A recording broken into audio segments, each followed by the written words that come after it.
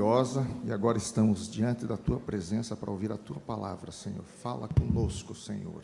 É o que te pedimos no nome de Jesus. Amém. A igreja pode sentar. Quero agradecer a Deus pela saudação de bem-vindo, e os irmãos nos deixaram super à vontade, e estamos muito felizes nesta noite. Já podemos ali louvar o nome do Senhor. Eu tenho a felicidade imensa de poder louvar a Deus com os meus irmãos, com a minha esposa, com as minhas irmãs, e Deus nos deu esse privilégio grande, então eu me sinto muito feliz. Quero aqui também agradecer o pastor Reginaldo, que não o conhecia pessoalmente. Eu assisti seu vídeo quando o senhor postou nas redes sociais, que o senhor assumiu o campo aqui, e aí eu disse no meu coração, até comentei com a minha esposa, né? Esse é do grupo do meu pai. Não sei se o senhor conheceu o meu pai, o pastor Catarino, e ele também sempre primou pela doutrina, os bons costumes da Assembleia de Deus. Então, quero aqui parabenizar o senhor, assisti o vídeo todo, muito bem, agradeci a Deus e estou feliz. Quero agradecer também o pastor Adriano, que foi o intermediador, que vocês apoiaram o convite do meu amigo Jonas, está aqui embaixo, e ele que nos convidou, e uma bênção esse convite, estamos felizes. Então, quero agradecer os queridos pastores por ministério, por ter apoiado esse convite. E eu, assim que subi aqui, pastor, sentei no seu lugar, tomei posse da sua cadeira, e o pastor Adriano me avisou, e então, pastoralmente falando, eu já fui abençoado. Eu lembrei de 2 Reis, capítulo 13, verso 20, que os homens, os soldados, colocaram o corpo de um recém-falecido na tumba, no buraco onde havia sido enterrado o profeta Eliseu, e assim que o morto tocou os ossos do profeta, ele ressuscitou. Então eu tive o privilégio de já ser abençoado, subir no púlpito sendo abençoado, sentando na cadeira do pastor presidente da igreja de Paranaguá. Que bênção, que maravilha. Pois bem, eu conheci o irmão Jonas na década de 80, aquela fase em que o jovenzinho gosta, ele é acometido por um espírito de visitação, visita as casas e visita, e numa dessas visitas, ele foi agraciado pelo Senhor, prosperou a sua vida, está ele hoje aí, a sua esposa, seus filhos, seus netos, né? Isso é prosperidade do Senhor. Nos conhecemos já há 40 anos, então por isso desfrutamos dessa amizade maravilhosa. Hoje tivemos o privilégio de passar na sua casa à tarde, tomar um café gostoso lá e fomos abençoados. E agora estamos aqui para falar sobre missões. Esse é o assunto de maior relevância do contexto cristão. E eu digo isso para os irmãos, e a gente pode começar até vendo o tamanho dessa importância, quando olhamos para a primeira carta do apóstolo Pedro, capítulo 1, verso 20, que ele disse assim: o qual, na verdade, em outro tempo, ficou conhecido ainda antes da fundação do mundo.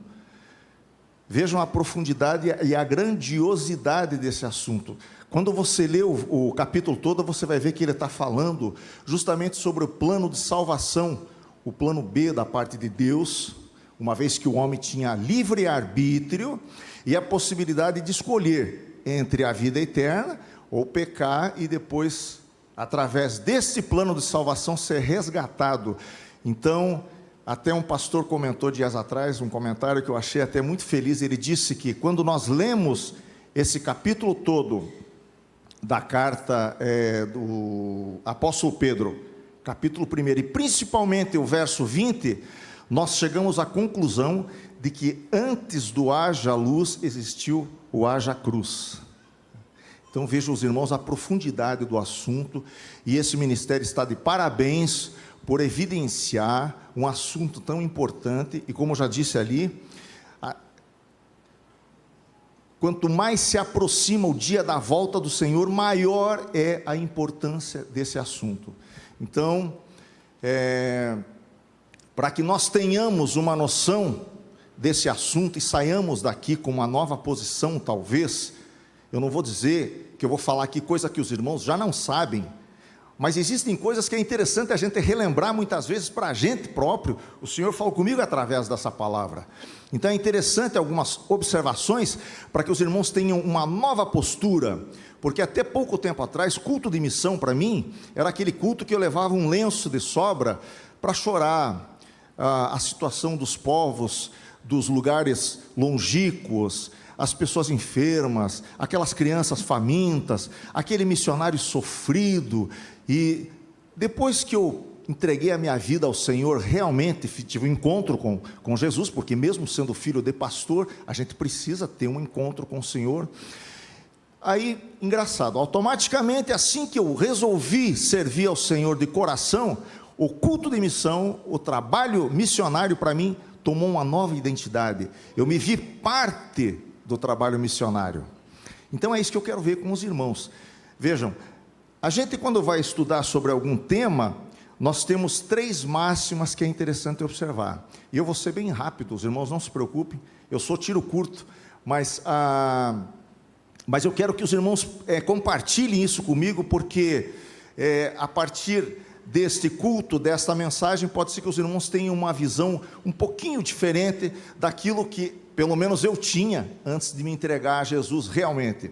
Então nós precisamos de 3 máximas. Primeiro, a gente precisa definir o tema, o que é o tema missão.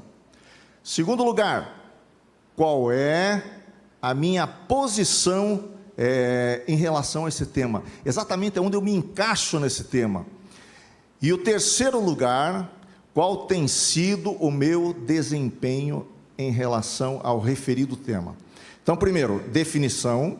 Segundo, qual é a minha participação, onde é que eu me localizo nesse tema, onde eu me encaixo nesse tema. E terceiro, qual tem sido a minha participação em relação ao tema, aqui no caso missão. Então nós vamos para a Bíblia, definição de missão. O Evangelho segundo escreveu João, capítulo 3, verso 16, ele diz o seguinte, todos sabemos, né, o texto ouro da Bíblia Sagrada, o texto áureo, porque Deus amou o mundo de tal maneira que deu seu Filho unigênito para que todo aquele que nele crê não pereça, mas tenha a vida eterna. Esse foi um diálogo com o fariseu Nicodemos. Nicodemos, vendo o comportamento, o ministério de Jesus, ele pediu um encontro com o Senhor Jesus à noite, e aí em conversa com o Senhor, ele disse, a minha curiosidade é a seguinte, que ninguém faz as coisas que o Senhor faz se não for enviado por Deus. E aí Deus então, Jesus começou a conversar com ele nos primeiros versículos ali, e já deu um nó na cabeça do fariseu Nicodemos, do príncipe dos judeus, daquele homem extremamente instruído na lei dos judeus, quando falou sobre o novo nascimento. Nicodemos já ficou ali todo atrapalhado. E agora no verso 16, então ele vai contar ao fariseu Nicodemos a razão dele ter vindo ao mundo, porque Deus amou o mundo. E aí quando ele foi falar a dimensão do amor de Deus para o Nicodemos, certamente ele parou e disse, não, ele não vai, já teve dificuldade para entender sobre o novo nascimento, ele vai ter dificuldade, então eu vou ter que usar aqui uma palavra que consiga fazer com que a cabeça desse homem entenda. E que o irmão Rubens também não tenha dificuldade lá no dia 13 em Paranaguá de expor para os irmãos a profundidade desse texto. Então, Deus amou o mundo de tal maneira, foi tão grande, foi tão imenso o amor de Deus, que Ele deu o seu Filho unigênito, para que todo aquele que nele crê não pereça, mas tenha a vida eterna. Eu não sei se existe uma outra definição mais apropriada ou mais clara que essa na Bíblia Sagrada, mas de repente alguém pode ser exigente ao ponto de saber, mas o que diz o dicionário da língua portuguesa com respeito à missão? Pois bem, no contexto cristão, quando você olha para o dicionário, ele diz o seguinte: missão é o ato de evangelizar os povos. Missão é o ato de evangelizar os povos. Aí você pergunta, e evangelizar o que vem a ser? É o ato de fazer missão. Então, evangelizar e missão, fazer missão é a mesma coisa, com uma ressalva, que a missão, os irmãos aqui, a igreja é missionária, então os irmãos sabem perfeitamente que o missionário ele precisa ser enviado. A igreja precisa sustentá-lo, porque ele vai a um local distante pregar o evangelho, ele vai ser um representante da igreja nesse país distante, nesse local distante. Ele precisa ser sustentado, porque geralmente a língua do país é diferente, o alimento é diferente, a cultura é diferente, tudo diferente. Então ele vai lá para ser um representante da igreja de nosso Senhor Jesus Cristo. Então a igreja precisa suportar esse missionário lá, ou sustentá-lo. O evangelismo é a mesma coisa, só que a informação que eu tenho a dar aos irmãos é que o evangelismo começa no quarto da nossa casa. Por incrível que pareça, é uma coisa que a gente quase não comenta, mas o evangelismo, o missionário que está lá no campo distante, ele não pode vir e evangelizar, por exemplo, nosso patrão, nosso amigo de faculdade, ele está lá no campo. Então, quem é o missionário ou evangelista local? E é aqui que nós vemos que realmente o trabalho evangelístico, o trabalho missionário começa, porque falando em missão e evangelismo, a única diferença que eu disse aos irmãos é essa, do envio do missionário, mas o evangelismo, o falar do amor de Cristo começa no quarto da nossa casa. E o interessante é o seguinte, que cônjuge, filhos, pais, irmãos, não ganhamos com palavras. Não adianta falar, não resolve, é testemunho. A Bíblia diz que estamos rodeados de uma tão grande nuvem de testemunhas, e essas testemunhas estão lá em casa, começam lá no quarto da nossa casa. Tem um texto, me parece que Mateus 7,24, que diz assim: de que adianta o homem ganhar o mundo e perder a sua alma? Nós poderíamos até parafrasear esse texto aqui e dizer assim: de que adianta o missionário ou o evangelista ganhar o mundo para Jesus e perder a sua alma gêmea, que é a sua esposa? Imagine o evangelista chegar no céu, pastor Adriano, um feixe de almas no braço: olha aqui, Jesus, eu ganhei Paranaguá para o Senhor, estou aqui feliz. Aí Jesus olha e diz: poxa, maravilha, cadê sua esposa? Pensou que situação chata, que situação difícil, né? Então, o evangelismo começa lá na nossa casa. Então, não sei se eu consigo mais alguma coisa para definir realmente o que é missões, e já entrando, falando nesse detalhe, eu estou entrando com os irmãos exatamente no item de onde é que nos encaixamos no assunto missão. Veja o que Lucas, o escritor Lucas, deixou registrado a respeito das últimas palavras de Jesus, isso em Atos dos Apóstolos, capítulo 1, verso 8. Ele disse o seguinte: mas recebereis a virtude do Espírito Santo que há de vir sobre vós, e ser-me-eis testemunhas, tanto em Jerusalém, como em toda a Judéia e Samaria, e até os confins da terra. Interessante que esse texto, ele dá-nos a conotação de que foi dito para os discípulos. Assim, a grosso modo, quando você lê esse texto, a palavra que Jesus disse aos discípulos. Aí quando você vai para Mateus, capítulo 7, e versículo 24, e lê lá assim: e todo aquele que ouve as minhas palavras e as pratica, será semelhante ao homem que construiu a sua casa na rocha. Vieram os ventos, vieram as tempestades, mas a casa se manteve firme. Aí esse texto parece que fica bem com a gente, não sei, um texto de vitória, não sei, aqui eu percebo que o Senhor está falando comigo. Ocorre que quando nós olhamos para a Bíblia é a nossa bússola de conduta que nos leva ao céu. Veja o que disse o salmista no Salmo 1: bem-aventurado o varão que não anda segundo o conselho dos ímpios. Eu estou citando só versículos que os irmãos já conhecem, mas só para situar os irmãos de onde é que nos encaixamos nesse assunto. Bem-aventurado o varão que não anda segundo os conselhos dos ímpios, nem se detém no caminho dos pecadores, nem se assenta na roda dos escarnecedores. E aqui, antes tem o seu prazer na lei do Senhor, e na sua lei medita de dia e de noite. Este é um texto que também cabe para nós.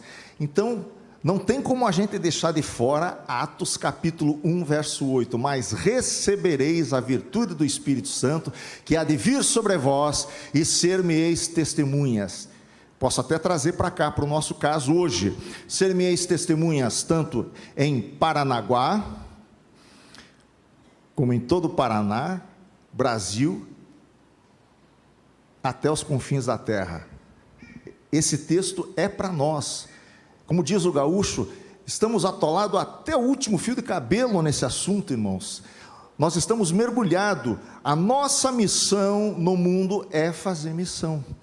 E Jesus ainda não arrebatou a sua igreja, justamente porque ainda a nossa missão não foi cumprida na sua totalidade.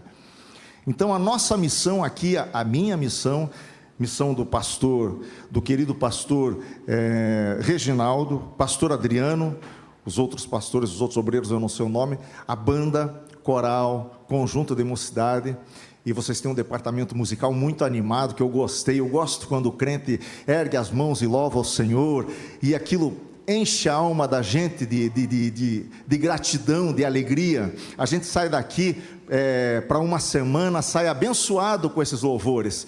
E aí o que falta é um pregador que vem aqui. Hoje não aconteceu isso, porque eu sou tranquilo, sou águas paradas, mas esse assunto é um assunto que não dá para esquecer, irmãos. E eu agradeço a Deus pela oportunidade de falar, porque eu sei que os irmãos não esquecerão mais essa mensagem. E a partir de hoje, quem não fazia parte de missão, quem achava que missões era para o missionário que está lá no campo, que está na ilha, que está na Bolívia, o pastor que acabou de nos falar ali através do vídeo, então tenho certeza absoluta que depois desse culto você vai sair preocupado. Não, eu sou um missionário. E olha, irmãos, hoje em dia é fácil evangelizar. Só para fechar esse ponto aqui. Nós temos rede social. Você pode perfeitamente na tua página de Facebook, ou a outra página de qualquer outro aplicativo, colocar um Deus abençoe, um versículo bíblico. Pode colocar perfeitamente. Você está evangelizando o mundo, porque milhões e milhões de pessoas acessarão aquela página. Então é fácil evangelizar. Eu peguei um hábito, pastor, eu dou aula, sou professor de música, trabalho com música, em estúdio, coisa. Então peguei um hábito de abençoar as pessoas. Depois que eu me converti, eu senti a necessidade de evangelizar. Mas eu, apesar de tagarelo, eu tenho dificuldade para entrar, para romper com o livre-arbítrio das pessoas para evangelizar. É uma dificuldade que eu tenho. O pai, por exemplo, eu saía com ele nos hospitais para orar. Ele chegava nas enfermarias com 10 pessoas, 10 enfermos, ele tinha ido lá para orar por um enfermo que havia pedido.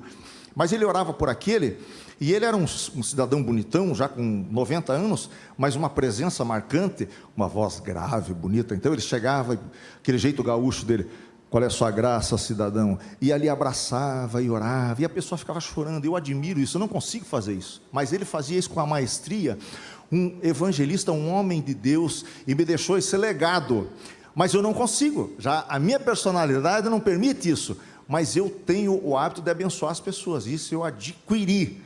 Então, alunos novos principalmente, primeiro contato: Deus te abençoe, meu querido, que Deus possa estar com você essa semana, até a próxima aula.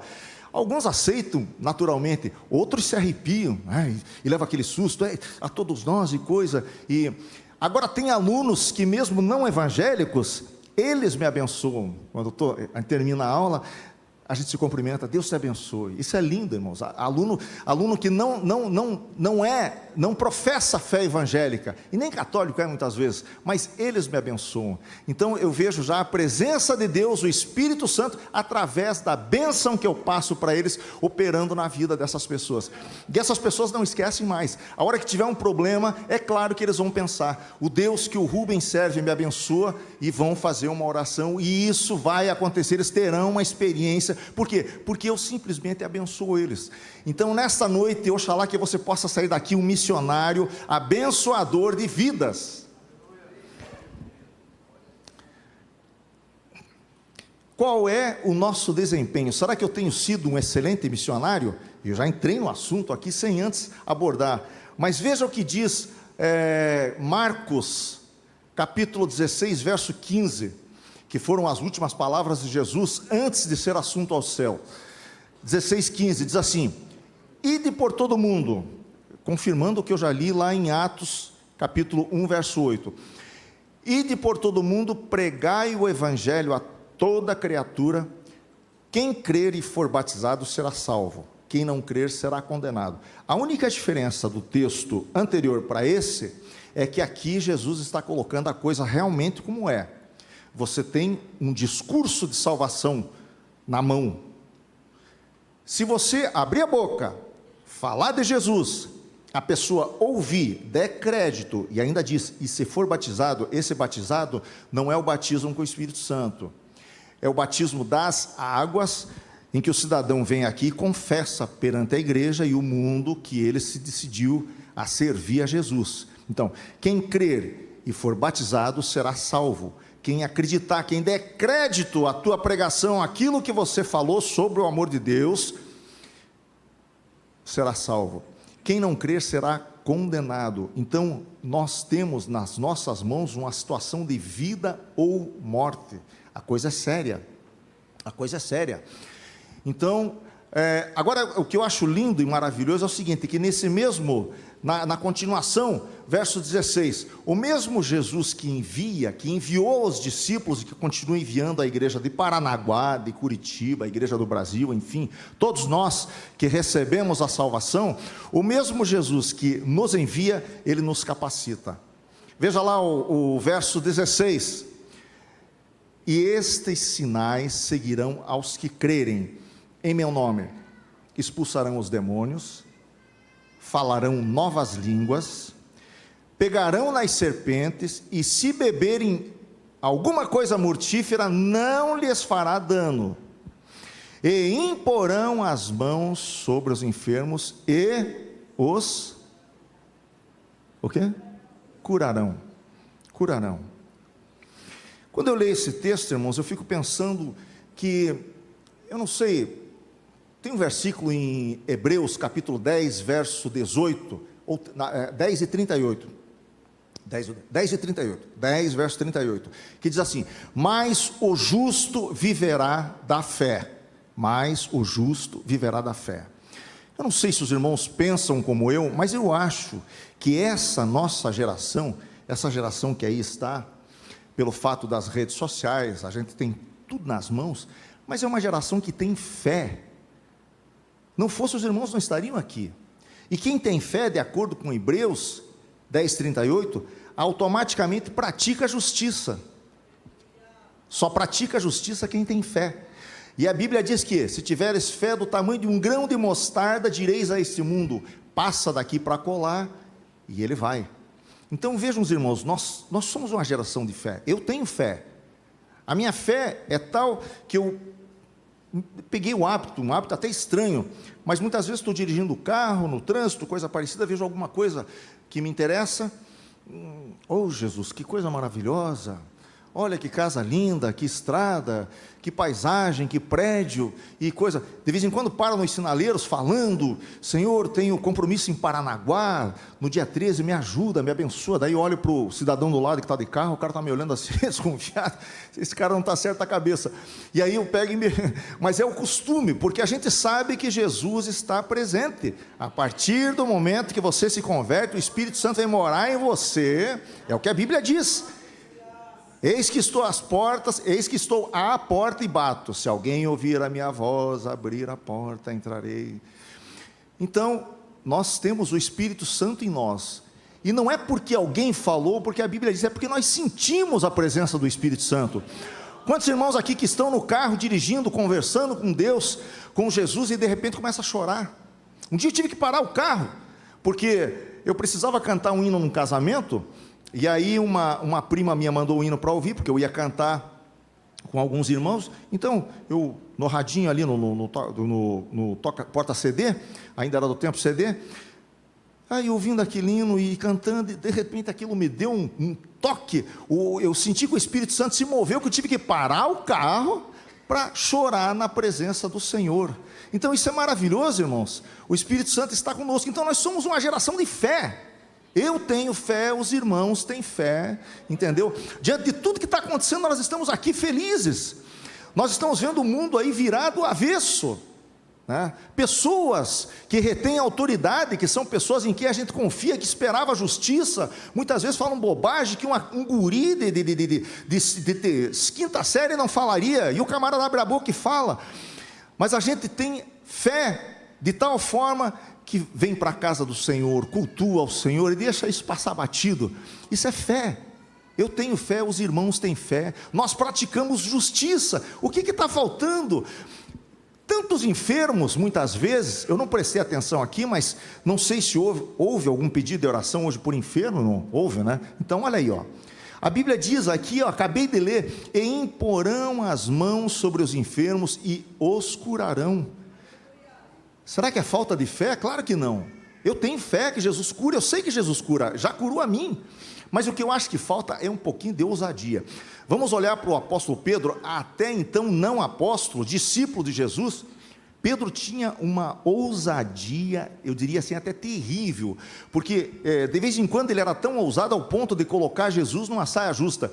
Teve um dia que Jesus olhou para Pedro e falou: ei, para trás de mim, Satanás. Não chamando Pedro de Satanás, mas dizendo que ele estava agindo de acordo com o espírito mau, porque Jesus tentando explicar aos discípulos qual era o caminho que ele teria que seguir para cumprir a vontade de Deus, e Pedro com história, com picuinhas e coisa, e Jesus foi obrigado a repreendê-lo. Só que Pedro foi o único servo de Deus na terra que andou por cima das águas, né? Pedro, quando apóstolo, ressuscitou Dorcas. Pedro foi o homem que declarou Jesus perante os discípulos como sendo o Filho de Deus. Então Pedro tinha aquela ousadia que muitas vezes eu acho que falta em nós, pelo menos é o que eu li aqui: e imporão as mãos sobre os enfermos e os curarão. Quantos irmãos aqui já oraram por enfermos? Nem vou pedir que levante a mão, porque eu já orei. Mas eu uma vez fui curado, fui convidado para tocar em Foz do Iguaçu, a convite da Orquestra Sinfônica do Paraná, e isso é um orgulho para um músico, tocar sanfona para uma orquestra tocar junto, acompanhar. E eu fiquei tão emocionado que passei mal lá, pastor.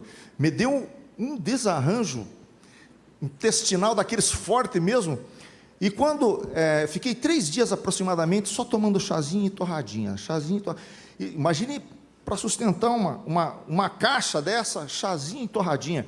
Quando chegou no 3º dia que nós vínhamos embora, eu estava assim, cheguei no restaurante e comi como se não houvesse amanhã.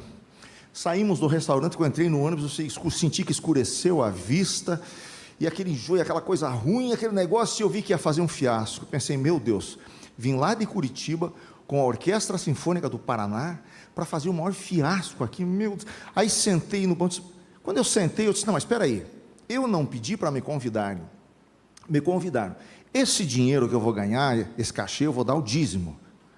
Isso aí não é coisa, enfermidade, você saia daqui no nome de Jesus, eu te repreendo agora. E fechei o olho, irmãos, e fui me acordar, sabe aonde, pastor? Na frente do Anila, aquele queijinho gostoso que tem. Quando eu vi aquilo na minha frente, me abriu um apetite, fui lá e comi um sanduíche engordurado, com café com leite grosso, pastoso. Aquilo me fez um bem, irmãos. Jesus me curou na hora lá em Foz do Iguaçu. É ousadia, queridos, nós temos que ter essa paixão por orar pelas pessoas e curar, nós, em nome de Jesus, né? Expulsar os demônios, já estou encerrando, irmãos. Expulsar em meu nome expulsarão os demônios. Expulsar demônios não é convencer bêbado a parar de perturbar no culto, não é isso. Expulsar demônios, os discípulos foram expulsar o demônio de um, e não conseguiram, e depois perguntaram: Jesus, por que razão nós não conseguimos expulsar esse demônio? Aí Jesus disse: alguns demônios, algumas castas, ou essa casta só é expulsa com jejum e oração. Eu acredito que todos os irmãos aqui oram, jejumam, principalmente agora, nessa época da eleição. Tenho certeza absoluta que não tem um aqui que não tenha consagrado a vida e orado em prol das eleições, entendeu? Imagine uma igreja dessa, com ousadia, para colocar essa fé em ação, hein, irmãos? O que não aconteceria em Paranaguá? Ia dar um rebuliço, não tem outra palavra para falar, mas daria um rebuliço se nós colocássemos essa fé em ação, através da ousadia que Pedro teve. Pedro não acertou todas, mas ele era ousado, era ousado. Então imagine os irmãos, o que nos falta é ousadia. Veja que o apóstolo Paulo, expulsarão os demônios em meu nome, expulsarão. É tão sério isso que o apóstolo Paulo, no capítulo 19 de Atos, ele estava orando pelos enfermos e curando em nome de Jesus, e alguns homens viram aquilo e disseram, poxa, nós podemos ganhar dinheiro através disso, olha o que esse homem faz, a gente pode também entrar pelo mesmo caminho, vamos atrás dele para ver qual é a fórmula que ele usa, hein? E atrás de Paulo não tinha fórmula nenhuma, simplesmente colocava a mão na cabeça dos enfermos, sai enfermidade em nome de Jesus, sai demônio em nome de Jesus, e a pessoa era liberta. Eles saíram dali e foram para a casa do primeiro endemoniado que encontraram. Nós te expulsamos no nome daquele Jesus a quem Paulo prega. O endemoniado olhou e disse, opa, Jesus a quem Paulo prega eu conheço, Paulo também eu conheço, mas e vocês quem são? Hein? Tiveram que fazer uso daquela passagem dos anjos, quando foram tirar Ló de Sodoma e Gomorra, escapa-te por tua vida, saíram todo arrebentado, machucado, nus, entendeu? Então irmãos, a coisa é séria, o que nos falta é isso, ousadia. Nós temos orado, nós temos consagrado, a vinda de Jesus está às portas, nós esperamos com ansiedade a volta de Jesus. O que nos falta para curar esse povo, para trazer esse povo para a igreja, é um pouco de ousadia, eu diria. Não tenho outra palavra a dizer aos irmãos. Então, como já disse aos irmãos, definição de missão, aonde exatamente nos encaixamos, os irmãos viram, todos aqui são missionários, eu sou missionário, as irmãs são missionárias, as crianças são missionários. O que nos falta é a ousadia de falar. Nós acreditamos, então vamos falar, abrir a boca, abrir a boca, abrir a boca. Como é que Gideão ganhou a guerra contra os midianitas? Ele pegou 3 grupos de 300 e mandou fazer o quê? Primeiro, tocar a trombeta, que é falar. A Bíblia, quando você fala em trombeta, que é um alerta, né? Você está falando de falar, de abrir a boca e falar. Os 300 de Gideão tocaram a buzina ao mesmo tempo. É como se fosse mandar os irmãos pregar, falar. Jesus salva, cura e batiza, que era a mensagem dos 2 missionários que vieram para o Brasil, e nós somos fruto desse trabalho. E eles falavam pesado, eles eram suecos, tinham um sotaque horroroso. Esses tempos atrás eu vi uma gravação do pastor Daniel Berg cantando o hino Uma Flor Gloriosa. Pensa num negócio difícil de entender. Jesus salva, cura, batiza, e pronto, e essa era a mensagem, e olha no que deu, estamos aqui, por conta dessa mensagem, né? Então nos falta ousadia, irmãos, vamos ser ousados. Gideão tocou a buzina, aí quando os soldados, assustados, imagine, naquela 4ª vigília da noite, aquela escuridão, e aquele som de buzina, e eles já se levantaram pegando a espada no escuro, e furando uns aos outros, e ali já praticamente dizimaram, acho que a metade dos inimigos.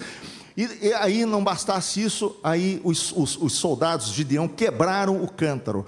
Quando quebraram o cântaro, que eles se voltaram para a vida, onde vinha aquele som de quebrado, o que apareceu? A tocha acesa. Então é só disso que o mundo precisa, que nós abramos a nossa boca e falamos, e aí quando o mundo olhar para nós, que somos praticante de justiça e temos fé, quando o mundo olhar para nós, com certeza vai ver a chama do Espírito Santo brilhando, e aí não tem como não aceitar Jesus. Eu agradeço a oportunidade em nome do Senhor Jesus. Eu vou fazer uma oração. Não sei se tem alguém enfermo aqui, alguém que está sentindo alguma dor. Você poderia fazer, não precisa nem vir à frente, mas você poderia fazer um teste aí onde você está, um teste de ousadia, porque fé você já tem. Colocar a mão na tua enfermidade e dizer a ela, sai em nome de Jesus. Mas você tem que ter vontade, porque algumas vezes nos apegamos à nossa enfermidade, e eu já vi até irmãos dizendo, irmãos, a minha enfermidade. Não, mas a enfermidade não é minha, a enfermidade está aqui, e o meu corpo não foi feito para ter enfermidade. Então coloque a mão na sua enfermidade, e diga, sai enfermidade em nome de Jesus. Aqui é templo do Espírito Santo de Deus. Vamos orar, vamos orar. Eu quero que os irmãos não esqueçam essa mensagem, e a partir de agora... Pode fazer o convite para aceitar Jesus? Sim. Foi feita a apresentação, eu não vi manifestação de pessoas que não pertencem à igreja ainda, mas se tiver alguém que deseja aceitar a Jesus nessa oportunidade, ou talvez você, sendo crente, sendo membro da igreja, mas ainda não se decidiu por ser um missionário de Jesus aqui na terra, antecipar a volta do Senhor, então, se quiser que façamos uma oração por você, o mesmo Jesus que tocou na minha vida, que me fez me sentir um missionário, vai tocar na sua vida e fazer com que você se sinta um missionário. Se quiser vir aqui à frente, eu vou orar por você. Não vou esperar muito, porque já extrapolei o horário, só faltam 55 segundos para o pastor Reginaldo me puxar o paletó. Daqui 40 segundos ele vai estar puxando o meu paletó. Foi um prazer conhecer o senhor, pastor. Pastor Adriano, também conversamos pelo WhatsApp ali, e muito bom. Muito bem, vamos orar então? Senhor nosso Deus, eu te agradeço por esta oportunidade maravilhosa, Senhor, quando aqui estivemos falando a tua palavra, Senhor, sobre missão, esse assunto de suma importância, Senhor. Faz com que a tua igreja aqui em Paranaguá não esqueça essa mensagem, Senhor, e essa mensagem possa incomodar os teus servos, ao ponto que eles possam decidir-se por se tornarem um missionário ao redor, a começar pelo quarto da sua casa, quarto de cada um, Senhor, que cada um de nós possamos, através dessa mensagem, se ainda não tínhamos essa convicção, que possamos a partir de agora nos tornarmos missionários e evangelistas, a partir do quarto da nossa casa, Senhor, e possamos varrer esse mundo para ti, e apressar o dia da tua vinda, Senhor. É o que te peço e te agradeço no nome santo de Jesus.